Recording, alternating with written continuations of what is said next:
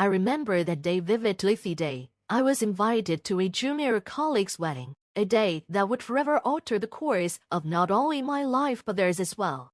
My name is Godwin, and I'm 32 years old. My life has been built on the foundation of hard work and perseverance, something many people with a different mindset might never truly understand. The wedding was a grand affair, the kind that radiates wealth and status. I attended more out of obligation than desire, as this colleague and I had once been close, but what should have been a joyous occasion quickly turned into something far more sinister.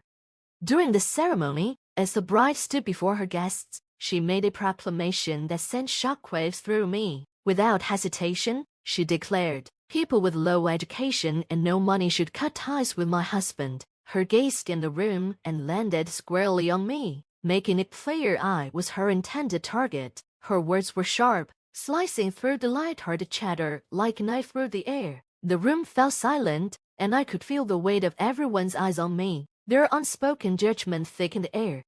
The groom, my colleague, stood beside her, a smug grin spreading across his face. Rather than defend me or remain silent, he joined in, adding his own stinging insults. The humiliation was palpable, but I refused to let it break me. I stood tall, swallowing the bitter pill they'd served with dignity.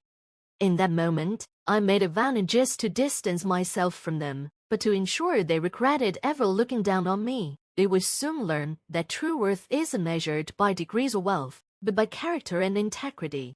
But before we dive into that, let me take you back to where it all began. I grew up in a middle-class family, neither wealthy nor poor, just average. My parents, both college graduates, had high hopes for my future, but my path was different. While my peers were focused on high school and college aspirations, my mind was elsewhere. I was more interested in finding work and carving out my own path.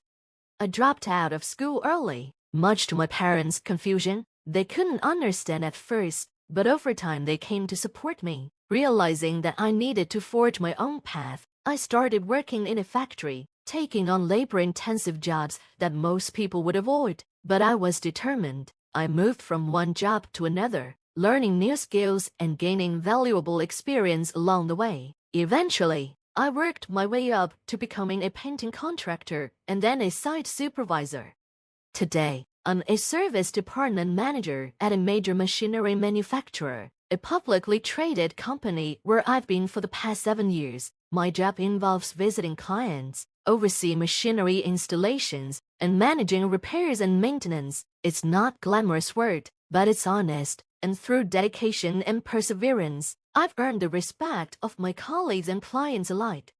Life seemed to be moving forward, but I had no idea the past was about to catch up with me in a way I never expected. It was just another day at work when my company-issued phone rang. I was on my way to a client visit, driving on the freeway, when I saw the company's name flash on the caller ad. My heart sank a little. Not again, I thought, as I pulled over to take the call. It was another complaint, something I have to deal with immediately. Apologizing to the client, I assured them I'd be there as soon as possible. I quickly rearranged my schedule, knowing it was going to be another long day. After working well past 7 p.m., I finally returned to the branch office. As I walked in, I noticed Theodore's same colleague, whose wedding I would later attend, chatting cheerfully with someone from the sales team. Theodore was 2 years younger than me, and we worked in the same department. He had once been a polite, humble junior, someone I had taken under my wing.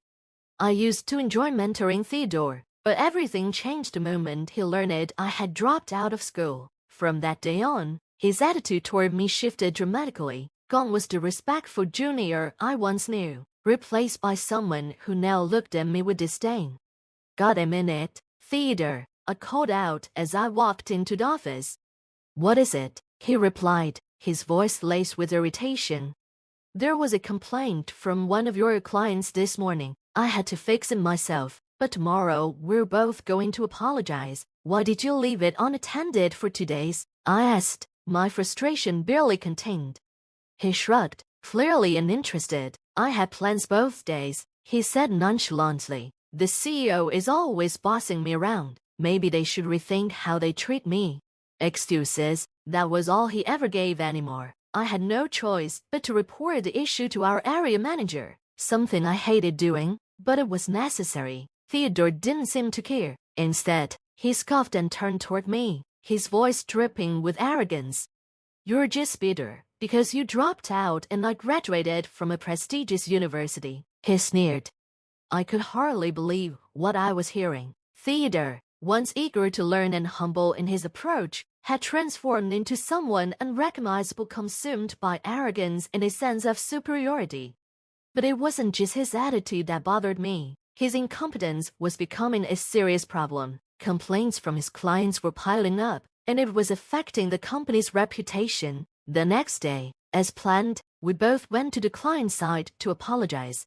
The president of the company was furious. In industrial settings, such frustration wasn't uncommon, and I had become accustomed to handling these situations. But Theodore, with no real field experience, stood there silently, contributing nothing to his detention. After the meeting, as we drove back, I couldn't help but reflect on how far things had fallen between us. I had hoped that Theodore would reflect on the situation and learn from it, but instead, he launched into yet another tirade. "Why are field workers so uncivilized?" he spat, his frustration barely contained. "That CEO practically advertises his lack of education with the way he talks." It was embarrassing to listen to. Here was a man who believed himself superior, yet couldn't even perform the basic duties of his job without leaving chaos in his wake. I tried to offer him advice, hoping to get him to understand the importance of sincerity and professionalism in his role, but my words fell on deaf ears. Theodore just laughed, dismissing everything I said. "I only took this job to get some mechanical knowledge," he said, almost smugly. "I don't plan on sticking around. This is just a stepping stone." "I only took this job to get some mechanical knowledge," he said, almost smugly. "I don't plan on sticking around. This is just a stepping stone." He didn't seem to grasp that his attitude was what was holding him back. With the growing number of complaints, there was no way the company would ever consider promoting him to the sales position he aspired to. But in his mind, all his problems were my fault. Believed I was jealous of his academic background and degree. A while later, I was on a business trip for a machinery setup. Things didn't go as planned, and I had to stay overnight to resolve the issue. In situations like this, other local branches usually send someone to help with major tasks. As I was looking for a place to eat near my hotel, I heard a familiar voice. "Hey, what are you doing here?" It was Theodore, and beside him was a woman I vaguely recognized. He introduced her as Selena, his girlfriend, and invited me to join them for dinner. I accepted, though something about the whole situation felt a bit off.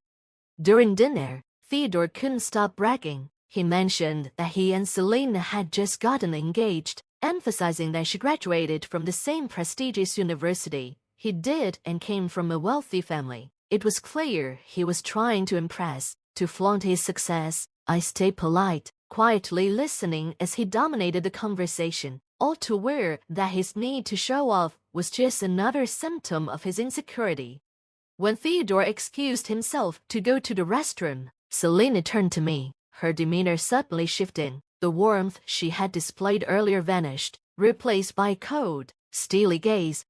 "I've heard a lot about you from Theodore," she began, her voice dripping with disdain. "You think your managerial role is such a big deal just because you've been at the company a few years longer. Could you stop blocking Theodore's career?"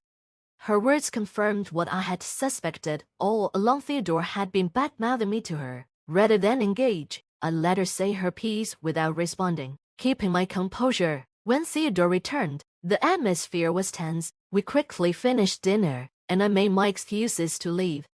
The next day, I went to troubleshoot the test run, but Theodore never showed up. A growing sense of unease pushed me to discreetly contact our area manager. When he looked into Theodore's business trip application, it became clear Theodore had filed a false claim. He hadn't been on a business trip and I had been out with Selena. The area manager assured me he would handle the situation, and I left it at that. Time passed, and eventually, The date for Theodore and Selena's wedding was set. I wasn't invited, which honestly came as a relief, but just a week before the ceremony, something unexpected happened. Our area manager, who was supposed to give the main speech at the wedding, had a last-minute emergency and asked me to attend in his place. Initially, I declined, but he insisted. Reluctantly, I agreed. On the day of the wedding, I arrived early and unexpectedly ran into Theodore and Selena. They both looked surprised to see me. Theodore's surprise quickly morphed into scorn. My elite friends and I all have degrees from prestigious universities and work in top-tier companies, he said smugly. I didn't think you would drop out would fit in, so we didn't invite you. I remained calm, explaining that I was there only to speak on behalf of the area manager. His face paled slightly, realizing my presence was official and unavoidable. As the ceremony began, I kept to the sidelines, waiting for my turn to speak. When the moment finally came, I took a deep breath, stepped up to the microphone, and prepared to address the room. Theodore and Selena glared at me, clearly wanting me gone, but I stood firm. Congratulations on your wedding, I began, my voice steady. If you thought I'd stick to the usual pleasantries, you're mistaken. Theodore isn't exactly commendable in his job, but since this is a celebratory occasion, I use only the highest praise. I paused, letting the tension in the room build. Top-tier graduate Theodore, you're exceptional, especially when it comes to accumulating customer complaints at work. Your unrepentant arrogance and constant blaming of clients truly showcase your thick skin. I'm always impressed.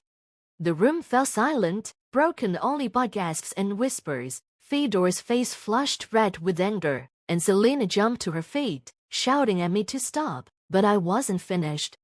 Our Ivy League grad, Theodore, is quite a trickster, I continued, ignoring her. He's been faking business trips to spend time with his fiancée while claiming company expenses. It's bold and clear embezzlement. Before Theodore could react, the doors to the hall swung open. In walked our area manager, and to everyone's shock, the president of the client company Theodore had wronged. Selena's face drained of color as the president marched straight toward their table. So, lying about quitting your job to marry me was a lie, the president demanded, addressing Selena directly.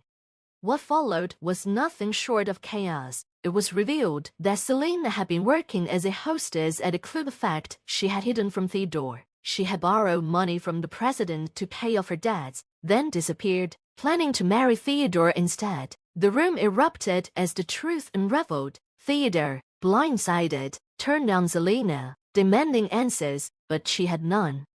The area manager stepped forward, confirming they had evidence of Theodore's misconduct, and he would be suspended pending further investigation. The wedding was called off, and the once lavish event ended in complete disgrace. Theodore was later fired, and legal proceedings were initiated to recover the money he had embezzled. Selena faced fraud charges, her dreams of a secure marriage crumbling before her eyes.